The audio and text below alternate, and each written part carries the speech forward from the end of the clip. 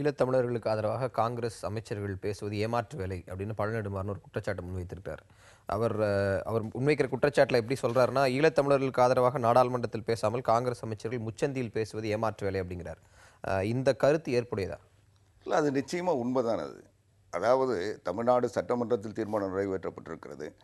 அந்த சட்டமன்ற தீர்மானத்தை தமிழ்நாடு காங்கிரஸ் கட்சி கூட ஆதரித்து சட்டமன்ற உறுப்பினர்கள் அதற்கு பெருசாக எதிர்ப்பு தெரிவிக்கல. இன்னும் சொல்லப்போனால் அதை ஏற்றுக்கிட்ட வாக்களிச்சிருக்காங்க. இவ்வளவும் செஞ்சுட்டு அந்த தீர்மானத்தை நிறைவேற்றணும்னு வர சொல்ல அதுக்கான முயற்சிகள் எதுலேயும் அவங்க ஈடுபடுறதில்லை. ஆனால் பொது மேடைகள்லையும் பத்திரிகையாளர் சந்திப்புகளிலும் அவங்க என்ன பேசுகிறாங்க, இதை இந்த தீர்மானம் சரின்றதை நியாயப்படுத்தி பேசுகிறாங்க. இன்றைக்கி மத்திய அரசாங்கம் போதுமான நடவடிக்கை எடுக்கலைன்னு சொல்கிறாங்க. காமன்வெல்த் மாநாட்டில் கலந்து கூடாதுன்னு சொன்னாங்க. இலங்கையினுடைய நட்பு நாடுன்னு சொல்கிறதையே தவிர்க்கணும்லாம் பேசுகிறாங்க. அது இங்கே இருக்கிற மக்களை ஏமாற்றுவதற்கு அல்லது வாக்குகளை பெறுவதற்கு செய்கின்ற முயற்சி என்பதில் எந்த கருத்து மாறுபாடும் இல்லை. பழநெடுமாறு மட்டுமல்லாமல் கிட்டத்தட்ட இன்னைக்கு திமுகவும் இந்த வரிசையில் சேர்ந்திருக்கு. அதாவது ஈழ விஷயத்தில், இலங்கை விவகாரத்தில் காங்கிரஸ் செயல்பாடை கடுமையாக விமர்சிப்பது அப்படிங்கிற அணியில் இன்றைக்கு திமுக கூட லேட்டஸ்டாக இணைந்திருக்கு. இப்போ இவ்வளவு வலுவான விமர்சனங்கள் முன்வரக்கூடிய தருணத்தில் அதை எப்படி காங்கிரஸ் கட்சி எதிர்கொள்கிறது? இல்லை, திமுகவுக்கு இந்த ஞானோதயம் திடீர்னு ஏன் ஏற்பட்டதுன்னு அவங்க தரப்புலேருந்து யாராவது விளக்குனா பரவாயில்ல.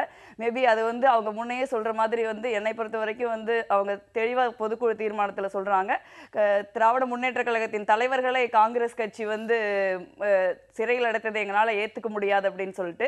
ஸோ தமிழகம் அறியும் எதற்காக அவங்க இதை சொல்கிறாங்கன்னா அதை தனியாக விளக்க வேண்டியதில்லை. இல்லை, ஒரு முக்கியமான நிலைப்பாடு என்னன்னா, நீங்கள் நெடுமாறன் அவர்களுடைய பேச்சிலேயே பார்த்தீங்கன்னா அதை டபுள் ஸ்டாண்டர்ட் தெளிவாக தெரியும். எப்படி ஒரு மக்களுடைய உயிரை இன்னைக்கு அவங்களுடைய வாழ்க்கையை பணயமாக வைத்து தமிழகத்தில் இருக்கிற அனைத்து அரசியல் கட்சிகளும் நெடுமாறன் அவர்கள் உட்பட அரசியல் செய்கிறாங்கன்னு. அதில் அவங்க சொல்கிறாங்க கேமரூன் போனாரு அப்படின்னு. இவங்கெல்லாம் என்ன சொன்னாங்க, தேர்தலுக்கு அதாவது காமன்வெல்த் மாநாடு நடப்பதற்கு முன்பு தமிழகத்தின் இந்த மாதிரி தமிழகத்தின் அரசியல் கட்சிகள் நெடுமாறன் போன்றவர்கள்லாம் இலங்கைக்கு பிரைம் மினிஸ்டர் என்ன சொன்னாங்க, ப்ரப்போசல் வைக்கிறப்ப காமன்வெல்த்துக்கு போயிட்டு இந்தியாவின் பிரதம மந்திரி அவர்கள் மிக நிச்சயமாக ஈழத்துக்கு போய் தமிழ் மக்களை சந்திக்க வேண்டும் இந்திய அரசாங்கம் நிலைப்பாடு எடுத்தது.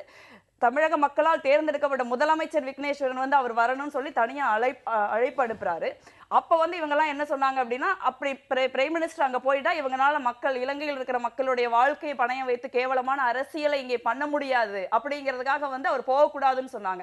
இன்னைக்கு என்ன சொல்றாங்க, கேமரூன் போனாருன்னு அதை பாராட்டுறாங்க. என்ன நிலைப்பாடு இது? இந்தியாவின் பிரதம மந்திரி போகணும் விரும்பினா அவர் போகக்கூடாது. ஆனா ஏன்னா அவர் போயிட்டாருன்னா இவங்களால இங்க அரசியல் வாக்கு வங்கி அரசியல் பண்ண முடியாது. ஆனா கேமரூன் அவர்கள் போனது ஒரு பெரிய பாதிப்பை ஏற்படுத்துன்னு சொல்றது மிக ஒரு வெட்கமற்ற அரசியல் சொல்ல ஒண்ணு.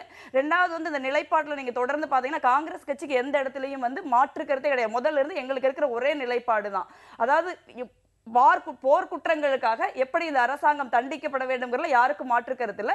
இன்னைக்கு லட்சக்கணக்கான மக்கள் அங்கு வாழ்ந்து கொண்டிருக்கிறார்கள். இவங்களுக்கு என்னன்னா, இன்னைக்கு வாழ்ற மக்களை பத்தி பேசினா இங்க தமிழகத்தில் உணர்ச்சிகரமாக அரசியல் பண்ண முடியாது. அவர்களை தொடர்ந்து வாழ விடாமல் ஒடுக்குவதன் மூலம் தான் இங்க தமிழகத்தில் அரசியல் பண்றாங்க. ஏன்னா மின் பற்றாக்குறை இன்னைக்கு 8 மணி நேரம் இருக்குது.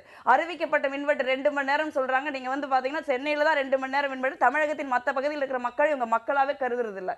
வாழ்க்கை முடங்கி போயிருக்கு. அதே மாதிரி திராவிட முன்னேற்ற கழகத்துக்கு சொந்த குடும்ப பிரச்சனை இருக்கு, அவங்க காப்பாற்ற வேண்டி இருக்கு. இந்த மாதிரி பல விஷயங்களை மக்களிடம் மறைக்கிறதுக்காக தான் இவங்க பண்றாங்கிறது தான் இதுல உண்மையோட வேற ஒண்ணும் கிடையாது. அதாவது மத்திய அரசாங்கம் இன்னைக்கு இலங்கைக்கு போகலையான்றது கேள்வி இல்லை. ஆனால் அவங்களுடைய நிலைப்பாடு என்ன? அவங்க அந்த வெளியுறவுத்துறை அமைச்சர் போனார், அதே பிரிட்டிஷ் பிரதமர் காமரூன் போனார். அவர் போனாருன்னா நேரம் அந்த கூட்டத்தில் போயிட்டு அங்கே விருந்து சாப்பிட்டு இவர் கருத்தை சொல்லிட்டு வரல. அவர் அந்த பகுதி மக்களை பாதிக்கப்பட்ட மக்களை நேரடியாக சந்தித்து அவர்களுடைய உணர்வுகளை இன்றைக்கு உலகத்தின் பார்வைக்கு கொண்டு வந்திருக்கிறார். அங்கே என்ன பாதிப்புகள் நடந்தது, அதனுடைய விளைவுகள் என்ன, அந்த மக்கள் எப்படி இருக்கிறாங்க என்ற செய்தி இன்றைக்கு உலகத்தின் பார்வைக்கு வந்திருக்கிறது என்றால் அதற்கு பிரிட்டிஷ் பிரதமர் எடுத்த முயற்சி. அந்த முயற்சியை நம்ம செய்யலை. நம்ம அங்கே போனோம், அங்கே போயிட்டு இதுக்கு முன்னே பல குழுக்கள் போயிருக்கு. ஆனால் இதுவரைக்கும் எந்த குழுவாவது அந்த பாதிக்கப்பட்ட மக்களை போய் சந்திச்சாங்களா அல்லது அங்கே இருக்கிற யதார்த்த நிலையை வெளிப்படுத்தினாங்களான்னு பார்த்தா இல்லை. என்ன இவங்க அந்த அரசாங்கத்தினுடைய விருந்தினராக போய் அவங்க கூட்டிகிட்டு போகிற இடத்துக்கு போயிட்டு அவங்க சொல்கிறவங்க கிட்ட பேசிட்டு வராங்க. இந்த நிலையிலிருந்து ஒரு மாறுபட்ட நிலையை இன்னைக்கு பிரிட்டிஷ் பிரதமர் எடுத்தார்.